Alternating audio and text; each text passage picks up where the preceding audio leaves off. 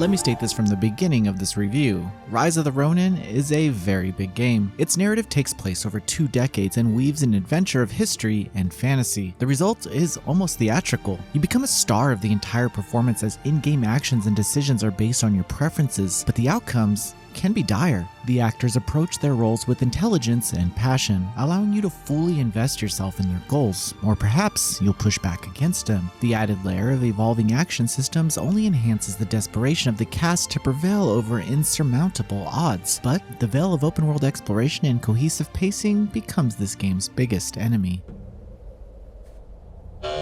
Noisy pixel.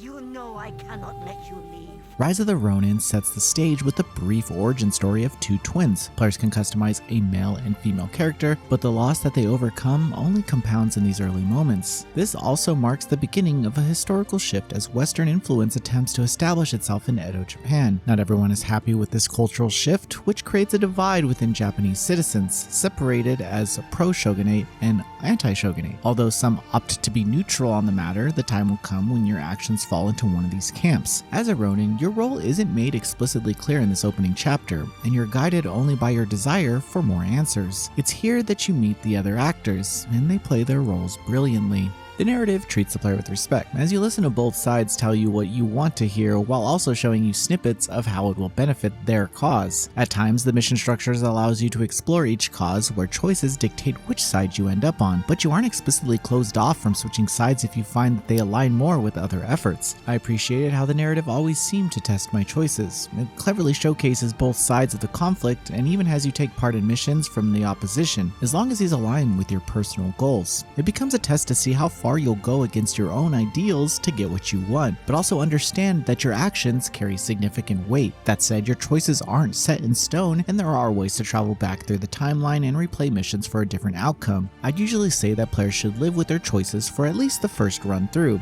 but this is a game where you'll appreciate this system as it allows you to get additional information that you may have missed. Although the action systems are the main highlight of any Team Ninja developed game, the narrative of Rise of the Ronin is the star. The dense political dialogue requires the player's attention to fully invest themselves in the cause of their choice, but this also demands their full attention. In all honesty, I could probably relate some of these bond mechanics and interactions with other characters to an Otome game. No, not just because every male lead in this game has me second guessing myself, but there's some pretty intimate story interactions locked behind one-on-one scenes. Here, you're able to give gifts to the other characters and learn more about them, which raises their trust and also reveals something more about the character's past. In the same breath, it should be noted that there's a lot going on in this narrative that can't be found on the map. Exploration unlocks unique quest lines, and while I wouldn't say that these are user-friendly systems, I felt like they provided a rewarding experience to those who invest themselves. These aren't crucial quests by any means, but they do reveal more about that juicy historical fantasy lore. I really enjoyed the campaign and the resolution of events. Its depth can't be spotted in the opening hours, but as the player you're able to shape history to the side that you feel most attached to. I do believe that the overall mission structure can be flimsy at times, as there are moments when it feels like you're playing both sides. That said, you do get locked out of some quest lines for choosing to go with the opposition, but that rarely stops you from being in the room of either side when an important conversation is taking place. Some of the more significant choices put a character's life on the line, which are very difficult to make no matter who's under your blade.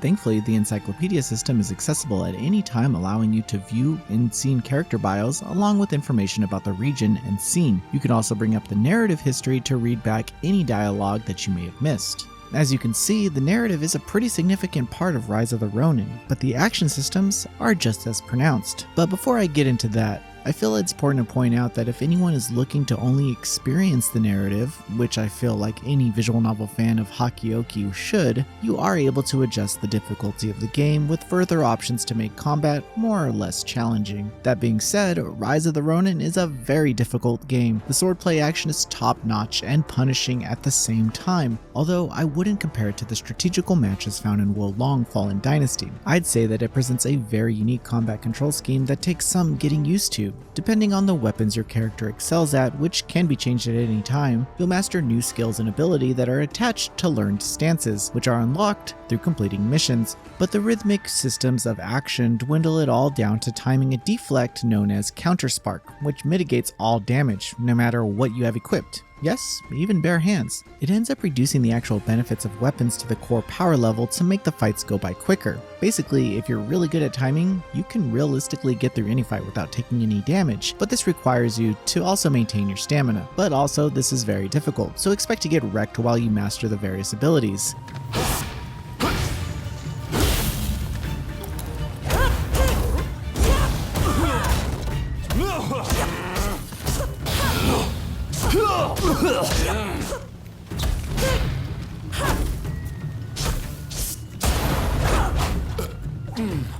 I think I got a little carried away there.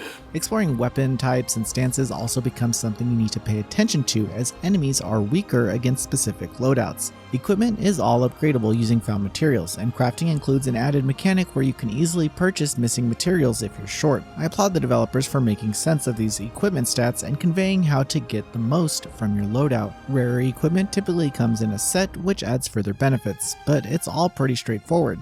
Given that this is the first open world developed by Team Ninja, a lot rides on this debut reveal. From a layout perspective, Team Ninja has crafted a beautifully large area to explore that expands to new regions in later chapters across multiple seasons. However, I'd say there's room to improve traversal. The best example I can give is a side mission where a girl standing on an edge lost an item in the ocean, so I jumped in and retrieved it, but to bring it back to her, I wasn't able to jump high enough to pull myself up a cliff edge, so I had to walk all the way around, which, as the last Ronin, did hurt my ego. There are plenty of strange layout issues like this scattered throughout the map, but there's also options to use the environments as your own personal playground, which leads to events like grappling up to roofs and gliding from a tall tower only to call your horse right before you hit the ground to keep the pace. It's always satisfying, which makes the issue with environmental traversal in some areas so disappointing. Still, you can easily travel across the map to campfires or your longhouse using fast travel options. Interestingly, the missions themselves don't actually take place on the open world map. Instead, Team Ninja has crafted a hybrid mission style where you are met with a menu that allows you to set up your team, which includes inviting online friends to fight with you. This structure allows for more creative scenarios to take place, and it also allows for the option to possibly revisit missions and change your choices. I didn't mind this structure, but I thought it should be pointed out that not everything happens in the open world in real time. I would say when it comes to the campaign, the optional open world missions and story missions are independent, especially since they don't rely so heavily on player choice. Regardless, it works. Outside of the action combat, there are various mini-games and extra missions to take on. It isn't required, but if you're trying to find the best equipment or improve your skills, you should definitely invest your time into these quests. Bonds can also be considered a side quest, and improving these bonds with characters earns access to new stances, technology, and weapons. Again, the game loop is extensively rewarding, giving players the chance to enjoy something no matter where they invest their time in. And then there's a longhouse, where you can do basic cosmetic customization and change your character's traits. You can also reassign all skill stats here, which I suggest first paying attention to the persuasion and intimidation nodes, as they will allow for specific dialogue choices. Other actions like pickpocketing and improved crit damage can also be found here. The most prominent issues with Rise of the Ronin are the graphics, and that's stretching because this is a very pretty game. I'm only pointing this out because you may compare it to Ghost of Tsushima, which is arguably one of the prettiest games I've played in this genre.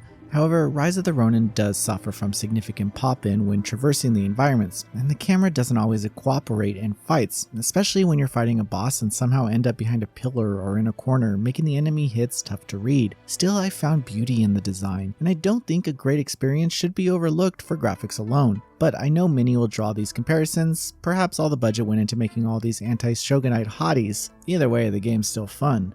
Rise of the Ronin masterfully combines a rich historical fantasy narrative with intricate combat mechanics, creating an immersive experience that respects and challenges player choices. Its expansive world and character-driven story offer a depth that goes beyond traditional action games, despite minor traversal issues and graphical hiccups. The game's strength lies in its narrative, testing loyalties and allowing for genuine exploration of its thematic divides. Team Ninja's venture into open-world design showcases their prowess in blending engaging storytelling with rewarding gameplay. Although it faces comparisons to the visually stunning titles like Ghost of Tsushima, Rise of the Ronin stands out on its own for its compelling narrative and strategic combat, making it a significant achievement for players seeking depth and complexity. Noisy Pixel is giving Rise of the Ronin an 8 out of 10. Thanks for watching. This video is brought to you by our supporters on Patreon. Noisy Pixel is run by a group of gamers providing independent gaming coverage through news, reviews, previews, and more. Check out our Patreon to help support our continued growth and subscribe to keep up with all our future content.